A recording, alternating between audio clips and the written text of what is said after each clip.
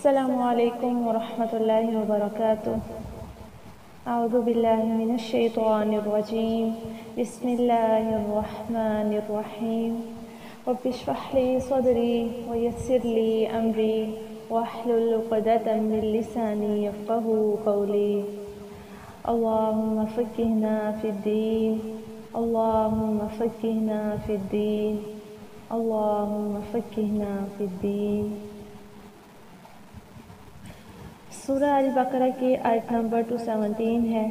یسألونک عن الشہر الحرام قتال فیہ قل قتال فیہ کبیر وصد عن سبیل اللہ وکفر بہ والمسجد الحرام وإخراج أهله منه أكبر عند الله والفتنة أكبر من القتل ولا يزالون يقاتلونكم حتى يردوكم عن دينكم إن استطاعوا ومن يرتد منكم عن دينه فيمت وهو كافر فأولئك حبطت أعمالهم في الدنيا والآخرة وَأُولَئِكَ أَصْحَابُ النَّارِ هُمْ فِيهَا خَالِدُونَ۔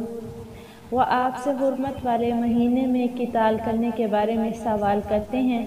آپ کہہ دیں اس میں قتال کرنا کبیرہ گناہ ہے، اور اللہ تعالیٰ کی راہ سے روکنا اور اس کے ساتھ کفر کرنا اور مسجد حرام سے روکنا اور اس کے رہنے والوں کو وہاں سے نکالنا اللہ تعالیٰ کے نزدیک اس سے زیادہ بڑا گناہ ہے، اور فتنہ قتل سے زیادہ بڑا ہے، اور وہ ہمیشہ تم سے لڑتے رہیں گے حتیٰ کہ اگر وہ استطاعت پائیں تو تمہیں تمہارے دین ہی سے پھیر دیں، اور تم میں سے جو اپنے دین سے پھر جائے پھر وہ مر جائے اس حال میں کہ وہ کافر ہو، تو یہی لوگ ہیں جن کے اعمال دنیا اور آخرت میں ضائع ہو گئے، اور یہی لوگ آگ والے ہیں، وہ اس میں ہمیشہ رہنے والے ہیں۔ اس آیت کا پس منظر دیکھتے ہیں۔ امام ابن کثیر رحمہ اللہ فرماتے ہیں، رسول اللہ صلی اللہ علیہ وسلم نے قافلے کو روانہ کیا اور ان کا امیر سیدنا ابو عبیدہ بن جراح رضی اللہ تعالی عنہ کو مقرر فرمایا۔ جب قافلہ جانے لگا تو ابو عبیدہ بن جراح رضی اللہ عنہ آپ صلی اللہ علیہ وسلم کی جدائی میں رونے لگے، تو آپ صلی اللہ علیہ وسلم نے انہیں روک لیا اور ان کی جگہ سیدنا عبداللہ بن جوحش رضی اللہ عنہ کو امیر قافلہ مقرر فرمایا، اور انہیں خط دے کر فرمایا کہ نخلا کے مقام پر جا کر پڑھنا، اس سے پہلے نہ پڑھنا، اور وہاں جا کر کسی کو اپنے ساتھ جانے پر مجبور نہ کرنا۔ عبداللہ بن جوحش رضی اللہ عنہ نے نخلا کے مقام پر جا کر خط پڑھا اور اپنے ساتھیوں کو پڑھ کر سنایا، تو سب ساتھی جانے کے لیے تیار ہو گئے سوائے دو کے۔ مسلمانوں کے قافلے نے کفار کے لشکر دیکھ لیا تو مسلمانوں یہ سوچ کر حملہ کیا کہ جمادی الاخری کی آخری تاریخ ہے، جبکہ رجب کی پہلی تاریخ تھی، اور حملے میں کافر مر گیا تو کفار مکہ نے باتیں کرنا شروع کر دی کہ مسلمان حرام مہینوں میں بھی جنگ سے نہیں رکتے، تو اس پر یہ آیت نازل ہوئی۔ تفسیر ابن کثیر میں ہی ایک روایت ہے، عرب حرام مہینوں کا احترام کرتے تھے اور اسلام نے بھی ان کا احترام برقرار رکھا تھا۔ جب یہ دستہ قافلہ اور قیدیوں کو لے کر مدینہ پہنچا تو رسول اللہ صلی اللہ علیہ وسلم کے سامنے مال غنیمت پیش کیا، تو آپ صلی اللہ علیہ وسلم نے فرمایا، میں نے تمہیں حرام مہینوں میں لڑنے کا حکم کب دیا تھا؟ قیدی کھڑے کر دیے گئے اور آپ صلی اللہ علیہ وسلم نے لینے سے انکار کر دیا۔ یہ لوگ گھبرا گئے، مسلمان بھائیوں نے انہیں برا بھلا کہا۔ قریش مکہ نے کہا، محمد کے ساتھیوں نے حرام مہینوں کی حرمت کو ختم کر دیا صلی اللہ علیہ وسلم۔ یہودیوں نے گمراہ کن پروپیگنڈا کی، اور اس پر آپ صلی اللہ علیہ وسلم اور آپ صلی اللہ علیہ وسلم کے ساتھیوں کو ایسے پیش کیا گیا جو عربوں کے تمام مقدسات کا انکار کرتے ہیں اور صدیوں کی روایات کو پامال کر رہے ہیں۔ اس موقع پر یہ آیت نازل ہوئی۔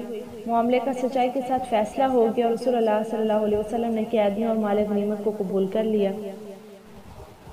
حرمت والے مہینے سورہ توبہ کی آیت نمبر 36 میں دیکھتے ہیں، بے شک اللہ تعالیٰ کے نزدیک مہینوں کی تعداد کتاب اللہ میں 12 مہینے ہیں۔ جس دن سے اس نے آسمان اور زمین کو پیدا کیا، ان میں سے 4 حرمت والے ہیں، یہی سیدھا دین ہے، سو ان میں اپنی جانوں پر ظلم نہ کرو اور مشرکوں کے خلاف سب مل کر لڑو جیسے وہ سب مل کر تم سے لڑتے ہیں، اور جان لو یقیناً اللہ تعالیٰ متقیوں کے ساتھ ہے۔ سیدنا ابو بکرہ سے روایت ہے، سال 12 مہینوں کا ہوتا ہے، ان میں سے 4 مہینے حرام ہیں، 3 پیدر پہ اکٹھے ہیں، ذی القعدہ، ذی الحجہ، محرم، اور رجب کا مہینہ جو جمادی الاخری اور شعبان کے درمیان ہے، یہ حرام مہینے ہیں۔ صحیح البخاری کی روایت ہے 2598 نمبر پر۔ حرمت والے مہینوں کو حرام کیوں کہا گیا؟ ان کی حرمت ان کے کاموں کی وجہ سے ہے، کیونکہ ان کی حرمت زیادہ ہے اور ان میں جنگ کرنا حرام ہے۔ ابن کثیر رحمہ اللہ فرماتے ہیں کیونکہ ان میں مناسک کے حج ادا کرنے ہوتے ہیں۔ ذوالقعدہ اس وجہ سے ہے کہ لوگ جنگ چھوڑ کر بیٹھ جاتے ہیں۔ محرم میں حج سے واپسی ہوتی ہے۔ رجب میں لوگ بیت اللہ کی زیارت اور عمرے کے لیے جاتے ہیں۔ بعض علماء کہتے ہیں کہ ان مہینوں کے پیچھے حکمت یہ بھی ہے کہ جو لوگ گناہ کر رہے ہوتے ہیں وہ رک جائیں، لوگ توبہ کریں اور پلٹ آئیں۔ قتادہ کہتے ہیں کہ ان مہینوں میں نیک عمل کا اجر بھی زیادہ بڑھ جاتا ہے اور ان میں ظلم کا گناہ بھی بڑھ جاتا ہے۔ اگرچہ ظلم ہر حال میں بڑا گناہ ہے، لیکن ان مہینوں میں اس کا وبال اور بھی بڑھ جاتا ہے۔ وہ اعمال جو ان مہینوں میں ہوتے ہیں لیکن دوسرے مہینوں میں نہیں ہوتے۔ نمبر 1 ذوالحجہ میں حج۔ نمبر 2 10 راتیں جن کی اللہ تعالیٰ نے قسم اٹھائی ہے وَلَيَالٍ عَشْرٍ۔ نمبر 3 یوم عرفہ۔ نمبر 4 یوم عاشوراء۔ نمبر 5 یوم النحر۔ نمبر 6 ایام تشریق۔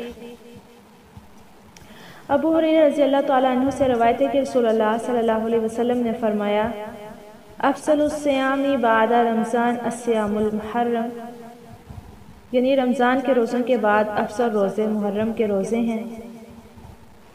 والفتنة اکبر من القتل، اور فتنہ قتل سے زیادہ بڑا ہے۔